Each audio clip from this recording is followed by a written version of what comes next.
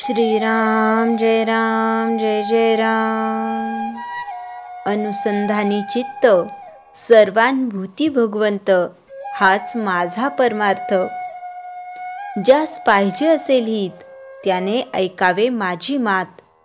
जो झाला रामभक्त, तेथेच माझा जीव गुंतत। मला रामभक्तीविन काही, सत्य सत्य जगी कोणी नाही। जीवाचे व्हावे हित, हाच मनाचा संकल्प देख।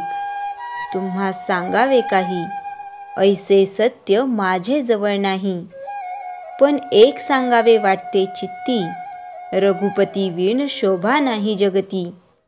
मुलगी सासरी गेली, तिची काळजी सासरच्याला लागली। तैसे तुम्ही माझे झाला, आता काळजी सोपवावी मला। सदा राखा समाधान, आशीर्वाद पूर्ण। तुमची वेळ साधली, हा ठेवा मनी विश्वास। आनंदाने राहावे जगात, अंतकाळची काळजी तुम्ही कशाला करावी। व्यवहार मी सांभाळला, तरी पण रामाला नाही दूर केला। राम सखा झाला, नामी धन्य मला केला। मी तुम्हास म्हटले आपले, याचे सार्थक करून घेणे आहे भले। नामापरते न माना सुख, हाच माझा आशीर्वाद। मला माझे बोल सत्य, कृपा करील खास भगवंत। मी असो कोठेतरी, मी तुम्हापासून नाही दूर। याला साक्ष रघुवीर, तुमचे आनंदात माझे अस्तित्व जाण। दुःखी होऊन न करावे अप्रमाण। तुम्ही माझे म्हणविता, मग दुःखी कष्टी का होता। उपाधी वेगळे झाला, ऐसे ऐकू द्यावे मला। माझे ज्याने व्हावे, त्याने राम जोडून घ्यावे। दृश्य वस्तूचा होतो नाश, याला मीही अपवाद नाही खास। शेवटी मागणे तुम्हा एकच पाही, नामा वाचून दूर कधी न राही। अनुसंधानी चित्त सर्वानुभूती भगवंत, नामी प्रेम फार, त्याला राम नाही दूर। मी सांगितल्याप्रमाणे वागावे, राम कृपा करील हे निश्चित समजावे। आता आनंदाने घ्यावा निरोप, हेच तुम्हा सर्वांस माझे सांगणे देख। सदा राहावे समाधानी, नको सुख दुःख काळजी चालेश। माझा झाला जगदीश, हा भाव ठेवा निरंतर। राम साक्षी, मी तुम्हापासून नाही दूर। सर्वांचे करावे समाधान, जे माझे प्राणाहून प्राण जाण। सर्वांनी व्हावे रामाचे, हाच माझा आशीर्वाद घेई साचे। जगाचे ओळखावे अंतःकरण, तैसे आपण वागावे जाण। नामापरते दुजे न मानावे, एका प्रभूस शरण जावे। हा करावा उपाय, तोच समाधानाला नेईल खास। विवेक वैराग्य संपन्न, सदा असो अंतःकरण। अखंड घडो भगवत भक्ती, आत्मज्ञान प्रतीती। ब्रह्मस्वरूप स्थिती, नामी निरंतर जडो वृत्ती। मी आहे तुमच्या पाशी, हा ठेवावा निर्धार। न सोडावा आता धीर, सुखाने करा नामस्मरण। कृपा करील रघुनंदन, श्रीराम जय राम जय जय राम। चैतन्यवाणी, काया गुंतवावी प्रपंचात, मन असावे रघुनाथात। श्रीराम जय राम जय जय राम। म्हातारपण काय आहे? श्री समर्थ रामदास स्वामी। समर्थांनी दासबोधात फार सुंदर वर्णन केलं आहे। त्यांनी ऋणानुबंध हा शब्द घातलेला आहे। ऋण म्हणजे कर्ज आणि बंध म्हणजे संबंध किंवा बांधला गेलेला। तर महाराज याच्यावर सांगायचे की तुमचं देणं घेणं असतं, म्हणून तुम्ही एकमेकांच्या संबंधात येता। आणि जोपर्यंत तुमचं एकमेकाविषयी ऋण फिटत नाही, तोपर्यंत आपली सुटका नाही।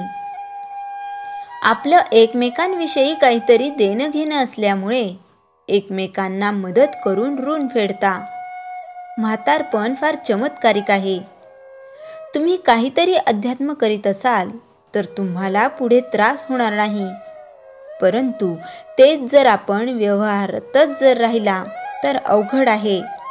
नामस्मरण किंवा काही साधन जर तुम्ही तारुण्यापासूनच करत असाल तर पुढे तुम्हाला त्याची सवय लागते आणि मनाला एक वळण लागतं. मग पुढे सुखदुःखात त्याला नामाचीच, त्या साधनाचीच आठवण राहील. म्हातारपण सहन करणं फार कठीण आहे. शरीरातील जीवनशक्ती कमी होते. बसलेले उठवत नाही, उठलेले झोपवत नाही. अंगातली कर्मशक्ती क्षीण होते. बरोबरच लोक मरण पावतात. तेव्हा माणूस विचलित होतो. म्हातारपणी जर तुम्हाला साधनेची काही सवय नसेल तर फार अवघड आहे. कारण जीवनाचा अभ्यास केला तर असे आढळते की नामसाधनाची आवड असेल तर मन लगेच नियंत्रणात येते. तेच जर काही साधन नसेल, मनावर अंकुश येणं फारच कठीण आहे. म्हणून भगवान श्री रामकृष्ण नेहमी म्हणायचे, एखादी कपड्याची फॅक्टरी आहे आणि त्यात कपड्याला कलर लावायला एक माणूस पूर्वी असायचा. त्याला डाईंग मास्टर म्हणतात. त्याने एकदा कपडा रंगवला की संपलं. पण तो परत कपड्याचा रंग बदलता येत नाही. तसे माणसाचे वय एकदा 50-55च्या पुढे गेलं की संपलं.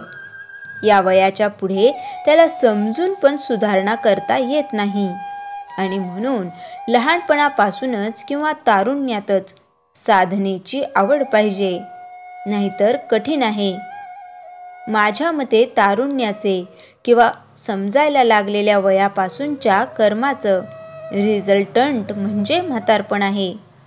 कारण जर तुम्ही नीट वागला, चांगल्या कामाची सवय किंवा साधनेचा व्यासंग जर असेल तरच शेवटी जीवन व्यवस्थित जातं. जास्त कष्ट पडत नाहीत.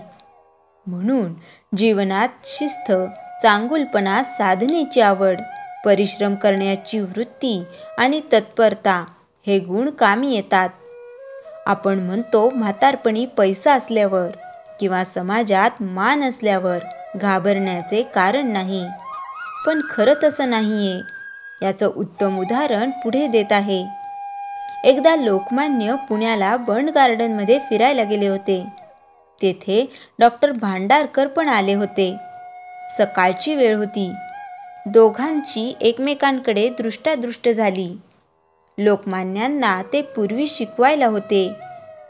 लोकमान्य त्यांच्याकडे जाऊन त्यांचे पाया पडले. तेव्हा भांडारकरांनी त्यांना लगेच ओळखलं नाही. कोण रे तू, असे त्यांनी विचारल्यावर मी बाळ गंगाधर टिळक, असं टिळक म्हणाले. तेव्हा भांडारकर म्हणाले, अरे तू तर आत्ताच थकलास. लोकमान्य त्यावेळी 59-60 वर्षाचे होते. ते शांत उभे राहिले व म्हणाले, आपण भाग्यवान आहात की आपल्याला एवढं जीवन मिळालं. तेव्हा भांडारकर म्हणाले की तू चुकतो आहेस. असे म्हातारपण सुखाचं नाही. शारीरिक दुःख, मानसिक दुःख व आपल्या पोराबाळांची दुःख पण सहन करावी लागतात. आणि म्हणून महाराज नेहमी म्हणायचे की आपल्या समजत्या वयातच आपले ध्येय ठरलेलं असावं. म्हणजे मग त्या ध्येयाच्या दृष्टीने पावलं टाकली जातात.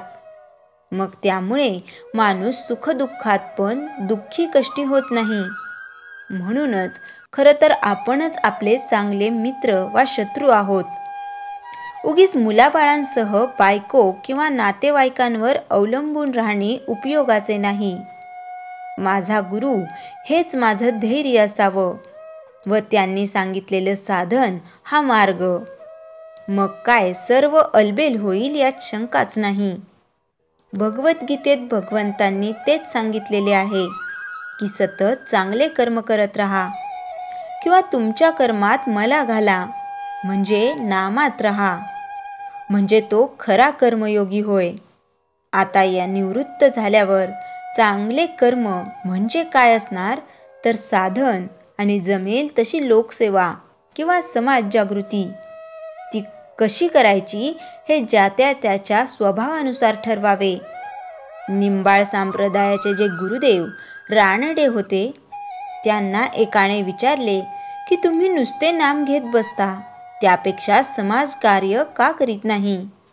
तेव्हा ते म्हणाले की मी एवढे एका खोलीत बंदिस्त राहून जे नाम करतोय, त्यामुळे माझ्या आसपास एक चांगले आवरण तयार होते व त्यामुळे लोकांचं बरं होत असणारच. या माझ्या साधनेने कुठे वा कुठेतरी फायदा होतच असणार.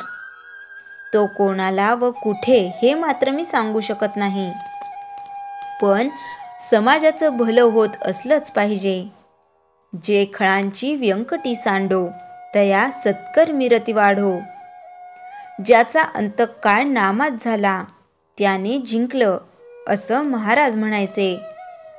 कोणावरही आलेली वाईट वेळ निघून जातेच, पण जाताना चांगल्या चांगल्या लोकांचं खरं रूप दाखवून जाते. कपडे कितीही साफ व चकाचक असले तरी वाईट आणि मळलेले चरित्र लपू शकत नाही. जीवनामध्ये प्रत्येक माणसाची कदर करा. मनुष्य जन्म पुन्हा पुन्हा मिळत नसतो आणि या जन्मातील माणसं पुन्हा भेटत नसतात. म्हणून प्रत्येकाशी प्रेमाने वागा. काही वेळा माणसाची प्रकृती औषधाने नव्हे तर त्याला दिलेल्या शाब्दिक आधाराने ठीक होत असते. म्हणून शब्दाला धार नको, आधार हवा. आयुष्यात एखाद्याला रडवून कितीही पूजापाठ होम हवन केले तरी काही एक फायदा होणार नाही. पण जर रोज एखाद्याच्या चेहऱ्यावर हसू आणले तर साधी अगरबत्ती सुद्धा लावायची गरज पडणार नाही. जय जय रघुवीर समर्थ. श्रीराम जय राम जय जय राम. जयाच्या जनी जन्मनामार्थ झाला, जयाने सदा वासनामात केला. जयाच्या मुखी सर्वदा नाम कीर्ती, नमस्कार तया ब्रह्मचैतन्य मूर्ती. श्रीराम जय राम जय जय राम.